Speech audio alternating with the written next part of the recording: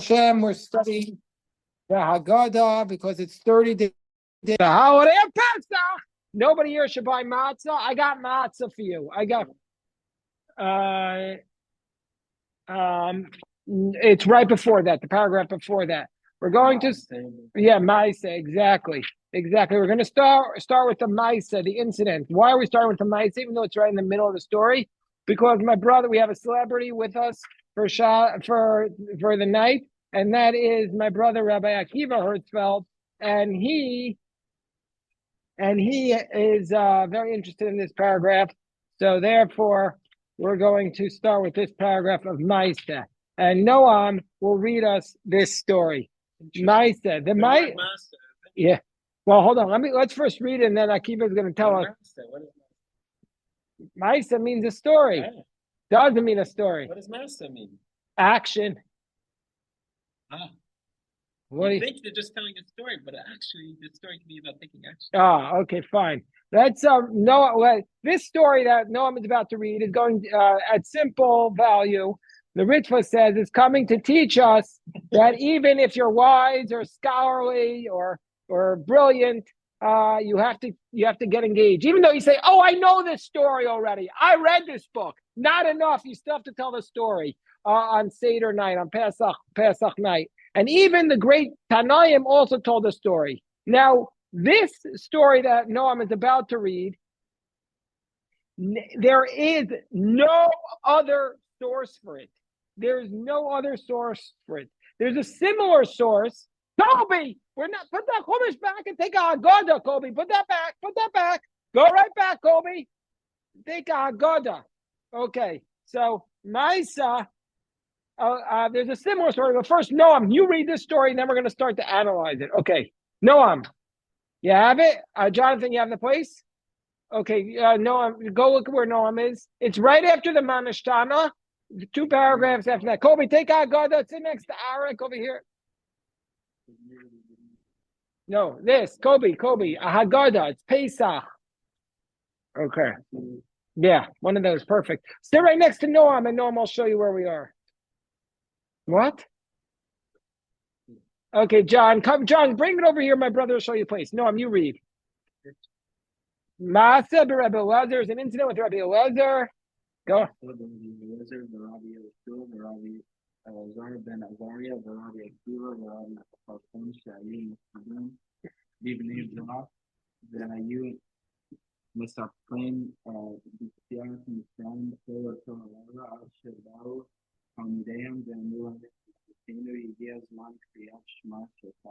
Exactly, that's the story. At first glance, the story is very simple, but there's nothing simple about it. There was a Maisa, which I thought was translated as a story, an incident with Rabbi Elazar, Rabbi Yoshua, and Rabbi Elazar ben Azariah, Rabbi Akiva, and Rabbi Tarfon. These are 5 great rabbis. This story is taking place in around the year.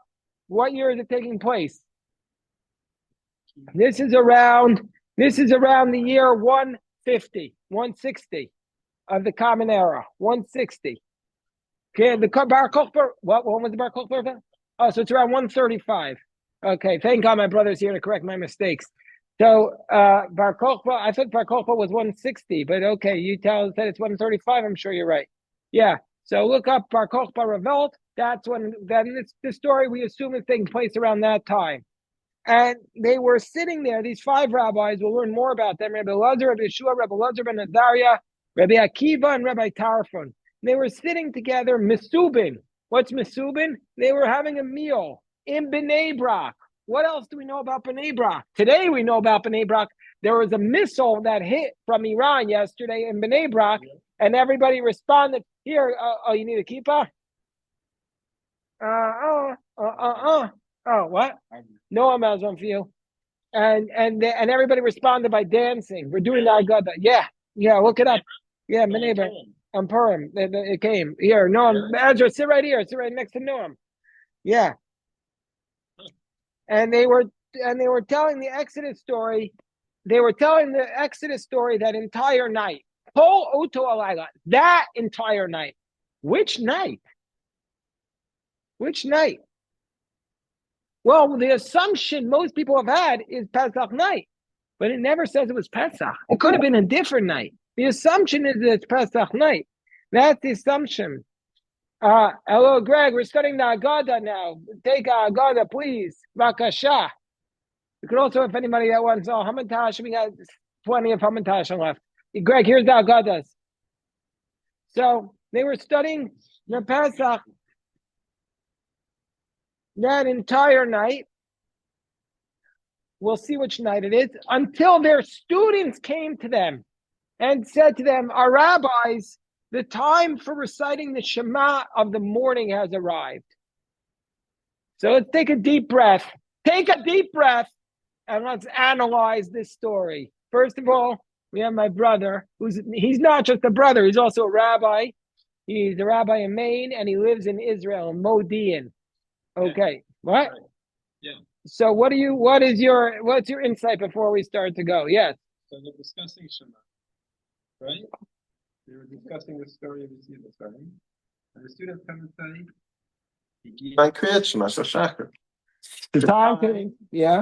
the time of the morning prayer of Shema has come. So it doesn't say that they have to stop discussing. It never says to stop. There's a rabbi in Gemara Brachot who says, I fulfill the obligation of Kriyat Shema by learning Torah. Isn't there? That's Rabbi. So here's the idea. That's one of these rabbis says that. Really? Rabbi Eliezer. One of these rabbis says that they don't have to stop. Maybe they can continue talking. Yeah. Do you ever want to keep learning Torah instead of stopping to pray? Maybe we should keep going instead of Mincha. Yeah. Very beautiful idea. But Shema is basically Torah learning. It doesn't apply for the Amidah for Shemona Esrei. Maybe you could fulfill the obligation of the Tefillah of Shema by learning Torah instead of stopping to say the Tefillah. Yeah, I was thinking of it's here as Greg. He's exactly.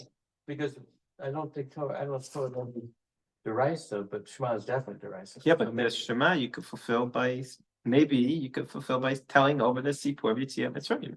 Maybe you don't have to stop. Shema is basically the first paragraph of Shema.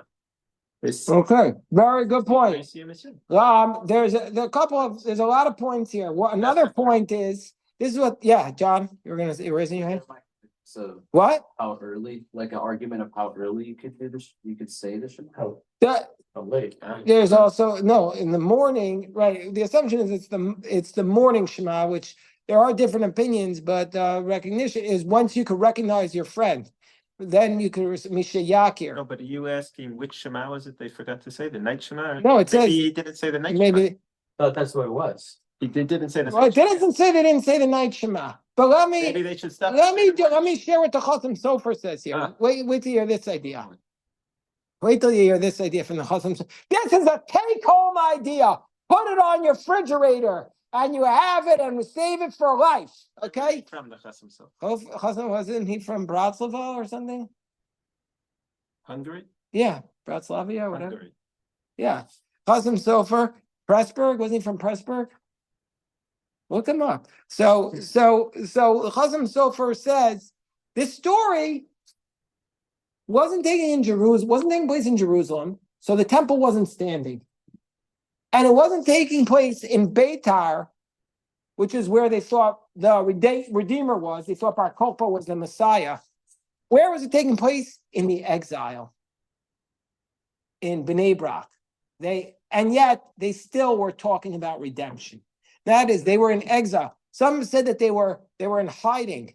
But here is one of the things what is bnei brak? The children of Barak, lightning. The children of light. But this is the first word they said in the temple every morning. Anybody know the first word they said in the temple? That word. Barkai, the morning sun has arisen. These were children of the morning sun. What does that mean? These are rabbis who are hopeful. They were at the darkest moment in Jewish history. The temple was destroyed. Possibly the Bar Kokhba revolt had just been put down. Or maybe there was no hope. They were in their darkest moments, but they were children of Barak. They were children of mourning, children of hope. And what were they doing? They were talking about the Exodus. What's the Exodus story? Exodus story is when we were enslaved in Egypt, when we had no hope, no redeemer. We were in our darkest days when the Egyptian taskmasters were enslaving us and beating us and killing our sons, throwing them into the Suf, into the Yam Suf. And what happened? God came along and redeemed us, our Redeemer. So they were telling this Exodus story all night. What does all night mean?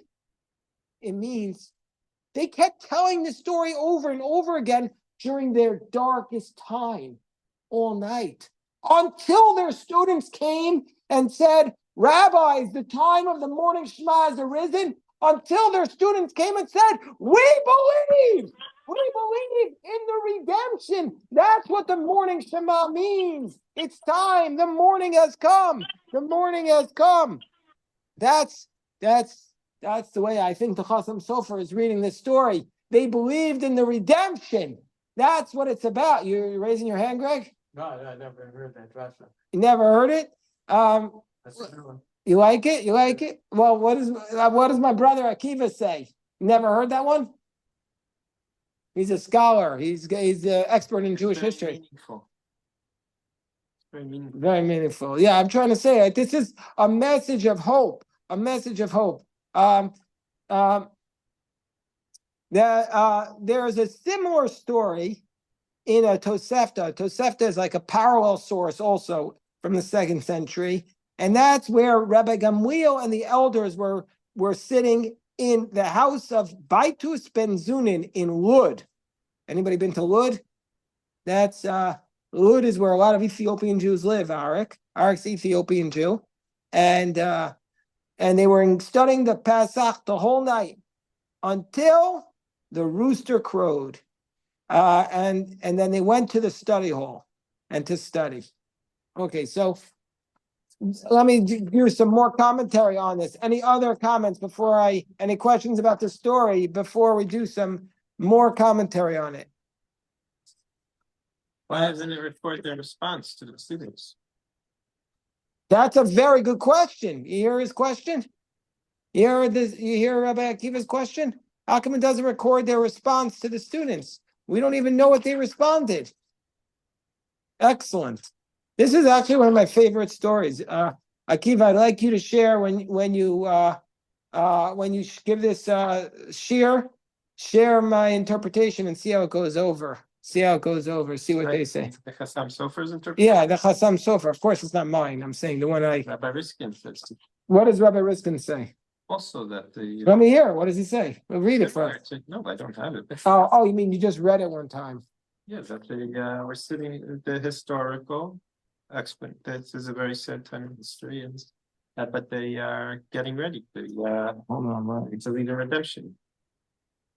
You'd see it Mitzrayim. They believe in the redemption. Okay, let me. It's so strange that the students come and interrupt them. I wouldn't even say if the students are right to interrupt them, what's interesting. It doesn't say if it's the Shema at night is optional. So since you quoted the Tzatna Rebbe says that the Shema at night it can carry us through the exile. It became optional. At first it was optional. That continued. That was in the story in Brachot. But then once we're in the exile, it becomes obligatory to say the Shema because the proclamation of faith in the future that we're going to be. That's what the Shema is, the proclamation of faith. A similar thing as we see about when Yaakov Avinu sees his son Yosef after not seeing him for 17 years, he recites the Shema. It's a proclamation of faith. Hold on, why did I lose the place here? Oh my God. Hold on 1 second. Here we go. Oh my gosh. Okay. And how did they know that here we go. the Kriyat Shema time was there? Okay, let's hear what the Kilos Yaakov is Rav Chaim Kanievsky. Let's see what he says. He says, why do they mention the name of the place? He says the reason why they mention bnei brak is because what? I think it's yours. Rav Chaim Kanievsky's Yortzeit is today? Wow. Wow. That's amazing. On Shushan Purim? So Thank you, John. He says, because according to Rabbi Eliezer and Rabbi Eliezer ben Azariah, the time of the Exodus, the time to tell the story was only until midnight. And so why were they telling it the whole night? So because the reason is they were in the place where Rabbi Akiva was from. And we have a custom that whoever is the host, you have to adopt his stringencies. Rabbi Akiva said you say it all night long. Another reason why they mentioned the name of the place was because we find in the Talmud many times that Rabbi Eliezer and Rabbi Akiva were fighting, and they didn't give each other enough honor. So now he gave him permission. So that's why it's Rabbi Akiva's place, and he got permission, and they were all getting along. That's the point. We have different stories in the Talmud where they don't get along. Okay. Now, so that's why I want to go to another point. What does it mean when it says all of that night? It never says it was the Seder night. It never says it was the night of Pesach. It could have been any night. And the nighttime could have been the night of exile. That's what I was thinking. But there's other, that's just my biased explanation. But I could... But it says Seder, so wouldn't that imply that it would be the night? Where does it say it was the Seder? Well, it's in the English translation, it does. I don't know. No, it doesn't say that. Whose translation is that? I don't want to read it. No. They're not translating. Read the translation, please. It says then it says it once happened to Rabbi Eliezer, Rabbi Yehoshua, Rabbi Elazar, son of Arzara, Yeah. Rabbi Akiva, and Rabbi Tarfon are celebrating the Seder. No, so that's not. It says that they were sitting there and reclining, like they're having a meal in bnei brak. It specifically doesn't say they were celebrating the Seder. So that's the thing. That's why we're studying now, so we can get it right. When it comes Seder night, and be like, no, never says that. Okay, so why does it say that night? Yeah, but they all reclined at that time. That's why we reclined on the Seder, because that's how they used to act at this fancy meals in that time. I think they're having a fancy meal if they're being attacked, but why? They were saying we're celebrating, we believe in the future. It's like you can see this now, here as I give a perfect example from today. You see stories. You go on the internet and you see Israelis, the missiles are firing down on them, and they're in the bomb shelters, and they're reading the Megillah, and they're celebrating, and they're having in the shelters, they're celebrating. How can they be celebrating? There's missiles being fired at them. No, we believe in hope. We believe in the future. We believe in the redemption. That's the concept. Follow what I'm saying, are you? So that's the idea. Okay, so what night is it? Okay, hold on one second. Let's go back to the beginning here. There's a lot of different points here to make. How come? There's another question. Yeah. Is it put at the beginning of the Seder because we're supposed to emulate the rabbis or emulate the students who tell them not to take so long? Because they didn't tell them to stop. They just said it's the time of the Shabbos. Yeah, but it sounds like they want them to get up and say Shabbos. No, I always read it that way, but it never says that. Okay, but here. So what time is it? Oh, this is another point. What time is the Shema? You're supposed to read it with the sunrise, with the nates.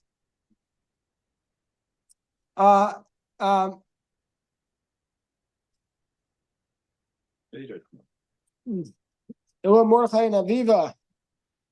No, we're studying about the Exodus, the story. So let me read another question. This is a tangential question. That Rabbi Eliezer was celebrating the holiday in bnei brak. So the Maratz Chayes asks, I believe he was 19th century, you could look him up. He says that, Rabbi Eliezer was in Lud. And Rabbi Eliezer specifically said, I praise those people that don't leave their homes on the holiday. He says on the holiday, you're supposed to be home.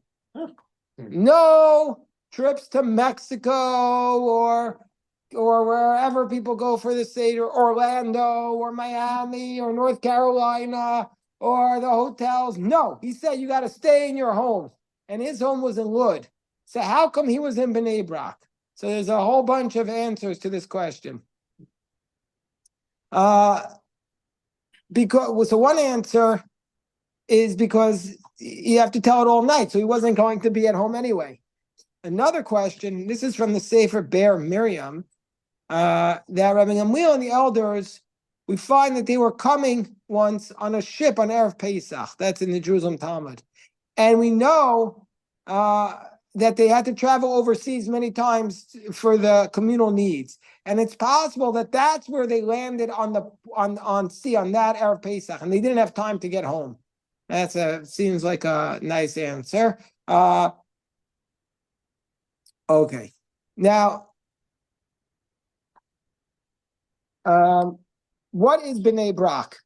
Okay.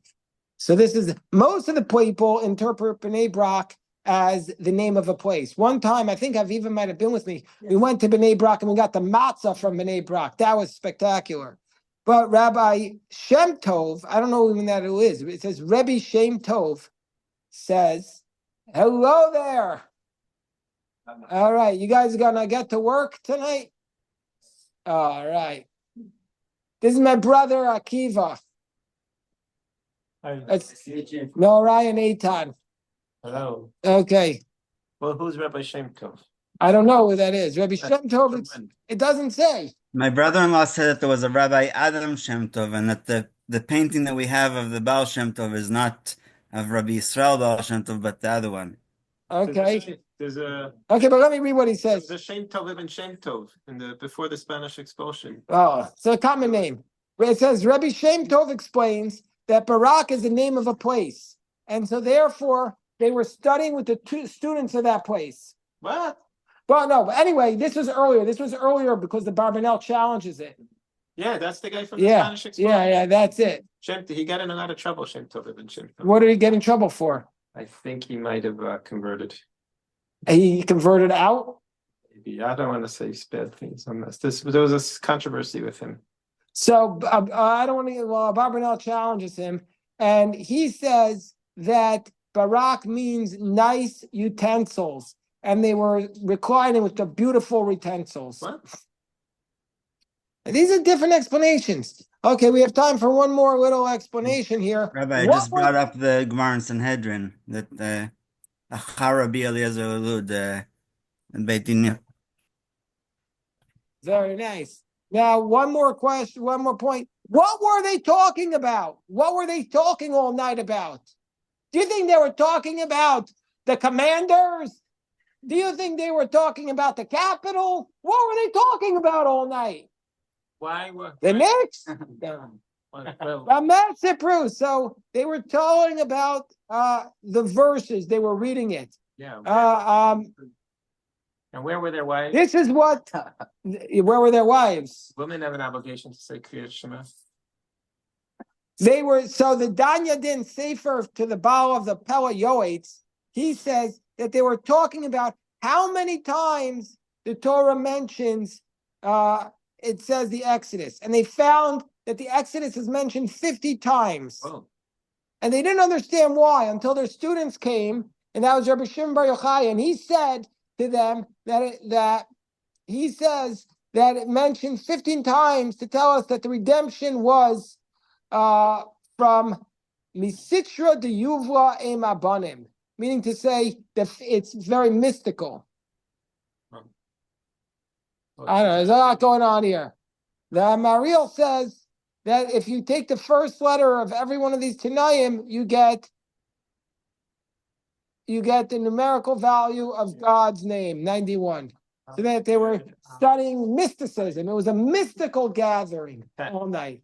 79. Eitan, what do you think about all this? 89. Fascinating. 91? 91. Yeah, true. All right, we got to stop here to daven mincha this time. Baruch Hashem. Beautiful stuff.